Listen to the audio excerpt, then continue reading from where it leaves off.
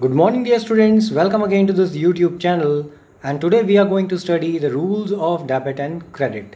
आज के वीडियो में हम बात करने वाले हैं डेबिट एंड क्रेडिट के रूल्स की कि डेबिट एंड क्रेडिट का मीनिंग क्या होता है और क्या रूल्स फॉलो होते हैं while recording the journal entry.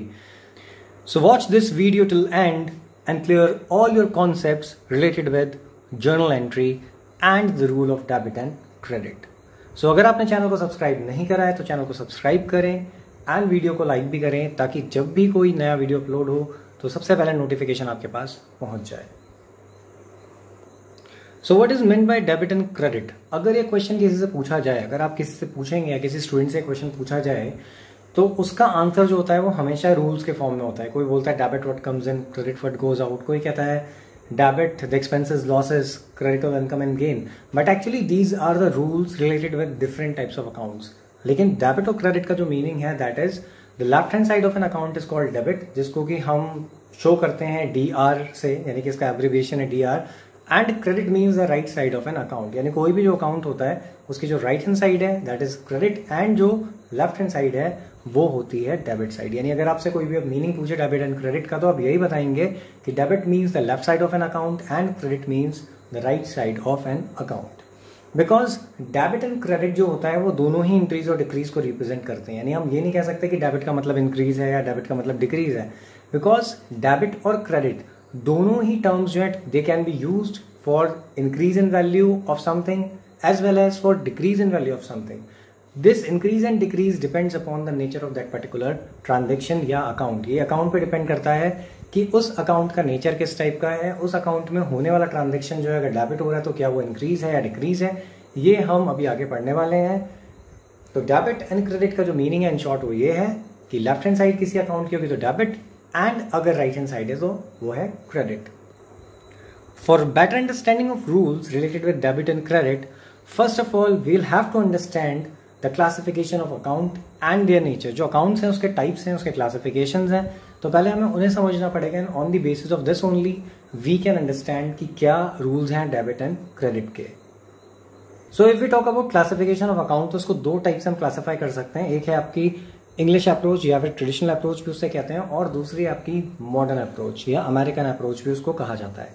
तो सबसे पहले हम देखते हैं ट्रेडिशनल अप्रोच कि ट्रेडिशनल अप्रोच के बेसिस पर अकाउंट्स को कैसे क्लासिफाई किया जाएगा. तो अगर हम बात करते हैं ट्रेडिशनल अप्रोच की तो यहाँ पर अकाउंट्स को दो फॉर्म में क्लासिफाई किया जाता है. एक है personal account and the second one is impersonal account. अब ये पर्सनल और इम्पर्सनल अकाउंट्स को भी फर्दर क्लासिफाई किया जा सकता है. तो पर्सनल अकाउंट को अगर हम फर्दर क्लासिफाई करें तो वो क्लासिफाई होता है तीन डिफरेंट अकाउंट्स में, that is natural personal account, artificial personal account, representative personal account. And फिर आता है इम्पर्सनल अकाउंट जो है real account and nominal account. यानी कि इम्पर्सनल के जो पार्ट्स हैं या क्लासिफिकेशन है वो रियल एंड नॉमिनल है, एंड पर्सनल के जो क्लासिफिकेशन है वो है natural, artificial and representative. So if we talk about personal accounts, these are the accounts which are related with persons, that is individual, companies, debtors, creditors, etc. Example Ram and company, Rajiv, debtor मैंने bracket में लिखा है, वो creditor भी हो सकता है. These are prepared to determine the amount due to and due from persons and organization. यानी इसको बनाने का मेन ऑब्जेक्टिव जो होता है पर्सनल अकाउंट्स को ये होता है कि आपको ये पता चल सके कि आपने कितनी अमाउंट पे करनी है इन ऑर्गेनाइजेशंस को या इंडिविजुअल्स को, एंड सिमिलरली इन इंडिविजुअल्स या ऑर्गेनाइजेशंस ने भी आपको क्या अमाउंट पे करनी है. तो पर्सनल अकाउंट बेसिकली क्या है, वो किसी पर्सन से रिलेटेड होता है. ये आर्टिफिशियल पर्सन भी हो सकता है, नेचुरल भी हो सकता है. नेचुरल का मतलब होता है कि we just human beings, and artificial का मतलब होता है द थिंग या कंपनी जो कि एक नेचुरल पर्सन नहीं होती है, it is created by law, तो उनको कहते हैं आर्टिफिशियल पर्सन बिकॉज वो ट्रांजेक्शन अपने बेसिस पे नहीं कर सकते. Company can not move, company can not eat, सिर्फ आप उसको हैंडल कर रहे होते हैं. So if we talk about the first classification of personal account, that is natural personal account.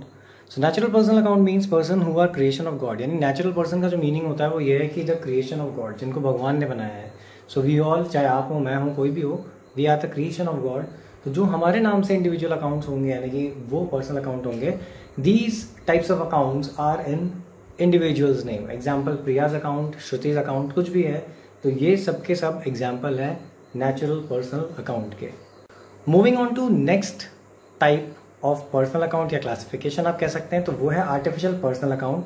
These are the accounts of corporate bodies और institutions which are recognized as person in business dealing. यानी जब business dealing होती है तो in corporate bodies को या institutions को as a person recognise किया जाता है।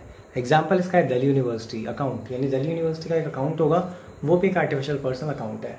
अब इसके पीछे का जो पूरा लॉजिक है वो बिजनेस एंटाइटी कॉन्सेप्ट में छुपा हुआ है। ऑलरेडी हम पढ़ चुके हैं इस चीज़ को कि बिजनेस और owner they are two different entities, और जब बिजनेस ट्रांजेक्शन करता है तो वो सारे के सारे अपने नाम से करता है। तो सिमिलरली उस बिजनेस का अपना एक बैंक अकाउंट होता है जो ऑपरेट किया जाता है, और उसी बैंक अकाउंट के थ्रू सारे जो रेवेन्यूज कलेक्ट होते हैं उसी अकाउंट में होते हैं, सारे एक्सपेंसेस जो पे किए जाते हैं वो उसी अकाउंट से पे किए जाते हैं। तो वो अकाउंट जो है that is artificial personal account. And the last type of personal account is representative personal account. These accounts represents certain person or group of person, यानी कि इस टाइप के जो अकाउंट होते हैं वो किसी पर्सन को रिप्रेजेंट करते हैं या ग्रुप ऑफ पर्सन को रिप्रेजेंट करते हैं। Example, in case of rent due to landlord, an outstanding rent account will be opened in the books. This will represent amount of rent payable to landlord, यानी कि अगर हम बात करें outstanding rent की, सपोज कंडीशन ये है कि लैंडलॉर्ड को हमें रेंट देना है, रेंट ड्यू है, हमने पे नहीं करा है, तो ऐसे सिचुएशन में एक आउटस्टैंडिंग रेंट अकाउंट ओपन होगा। अब ये आउटस्टैंडिंग रेंट अकाउंट जो है ये एक रिप्रेजेंटेटिव पर्सनल अकाउंट है, बिकॉज ये लैंडलॉर्ड को रिप्रेजेंट करेगा कि हमें उसको अमाउंट पे करनी है। So if you talk about modern approach, तो मॉडर्न अप्रोच में आपका सबसे पहले क्लासिफाई होते हैं assets account. Asset account, assets क्या होते हैं ये ऑलरेडी हमें पता है, आपने पढ़ा है ये चीज़। तो एसेट्स के एग्जाम्पल मैंने यहाँ पे दिए हैं, land, building, bank, cash, machine, ये एग्जाम्पल हैं इन अकाउंट्स के। एसेट्स आपको पता ही है, ओनर के खुद के रिसोर्सेज होते हैं। देन बात करते हैं लाइबिलिटीज अकाउंट्स की, यानी सेकंड क्लासिफिकेशन लाइबिलिटीज के फॉर्म में होता है। लाइबिलिटीज में आपके क्रेडिटर्स, लोन्स, आउटस्टैंडिंग एक्सपेंसेस आते हैं। अगेन लाइबिलिटीज का मीनिंग आपको पता ही है कि the resources which a firm has from outside, यानी कि जो ऑब्लिगेशंस होते हैं जो हमें पे करना है आउटसाइडर्स को, that is liabilities. Then capital accounts, proprietor owner के जो अकाउंट्स होते हैं वो, because they have invested money in form of capital या they have invested money for business to run, तो वो उनके जो अकाउंट्स होंगे कैपिटल से रिलेटेड या ड्राइंग से रिलेटेड, वो सब कैपिटल अकाउंट्स का पार्ट होते हैं। देन बात आती है रेवेन्यू अकाउंट्स की। रेवेन्यू अकाउंट्स जो होते हैं वो होते हैं इनकम एंड गेन से रिलेटेड। इसका एक एग्जाम्पल है डिस्काउंट रिसीव्ड, दूसरा है रेंट रिसीव्ड। इसके अलावा भी और टाइप के अकाउंट्स भी होते हैं जो रेवेन्यू में इंक्लूड होंगे। इन शॉर्ट, कहीं से भी अगर इनकम आ रही है, कोई भी ऐसा अकाउंट है जो इनकम को रिप्रेजेंट करता है, गेन को रिप्रेजेंट करता है, तो that will be classified under this head. And then last में आता है एक्सपेंस अकाउंट्स।